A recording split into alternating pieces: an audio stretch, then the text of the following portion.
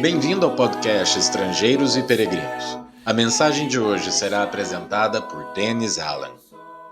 Jesus Cristo é a verdadeira videira. Deus Pai é o cultivador. Os discípulos de Jesus são os ramos. Na última reflexão, do episódio de ontem, focamos o lado divino desse relacionamento.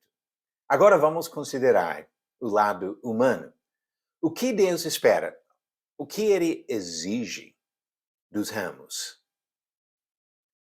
A expectativa principal que Jesus comunicou aos discípulos foi de permanecerem nele. Ele disse em João 15, versículo 4, permaneçam em mim e eu permanecerei em vocês. Como o ramo não pode produzir fruto de si mesmo se não permanecer na videira, assim vocês não podem dar fruto se não permanecerem em mim.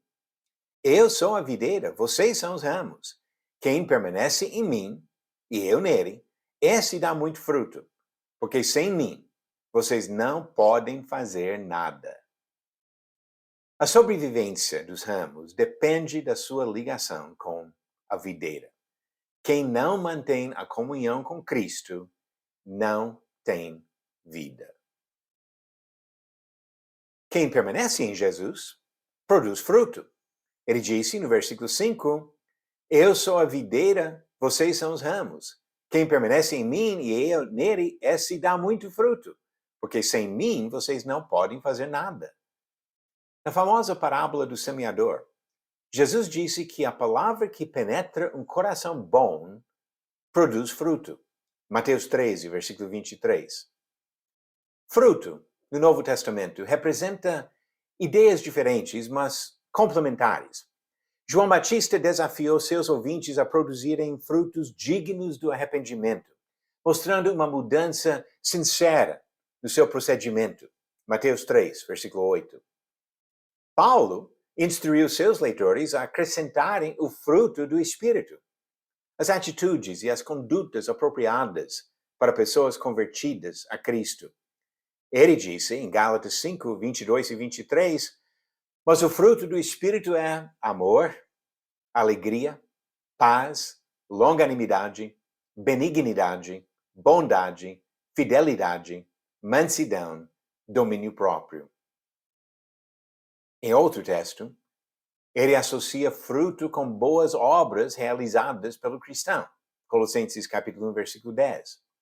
O sacrifício de louvor é, conforme diz Hebreus 13, 15, o fruto de lábios que confessam o seu nome. Vários trechos na Bíblia usam a palavra fruto para representar pessoas salvas pela pregação do Evangelho.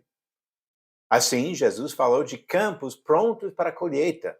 João 4, versículos 35 e 36.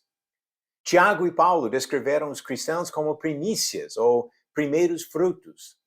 Tiago, capítulo 1, versículo 18. Romanos 16, versículo 5.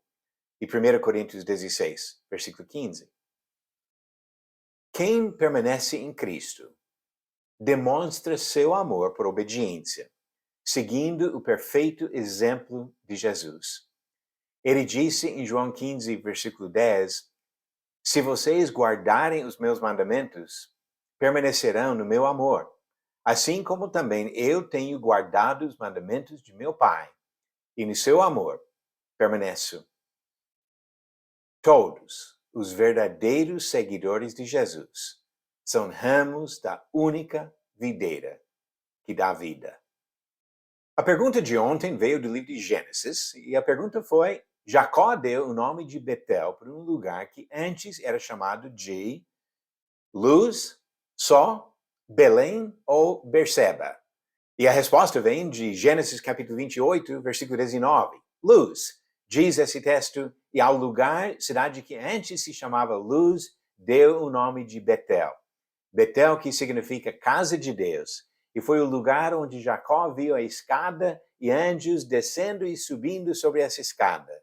Ele entendeu que era como a porta de acesso ao céu. E a pergunta de hoje, também do livro de Gênesis, eu vou dar essa dica. Qual das seguintes afirmações sobre o pai de Lia está errada? Tem 3 afirmações verdadeiras e uma errada. As alternativas. A. Ele era tio de Jacó. B. Ele era irmão de Rebeca. C. Ele era filho de Ló. E D. Ele era pai de Raquel. A resposta vem no final do episódio 427.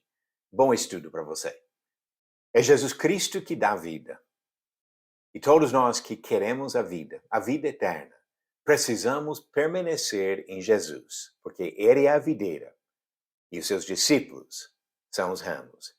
Que Deus nos ajude a permanecer nele, sendo obediente a Jesus, caminhando com Ele para a eternidade no céu. Obrigado por nos acompanhar nessa jornada pelas Escrituras. Volte amanhã para ouvir mais uma mensagem do podcast Estrangeiros e Peregrinos.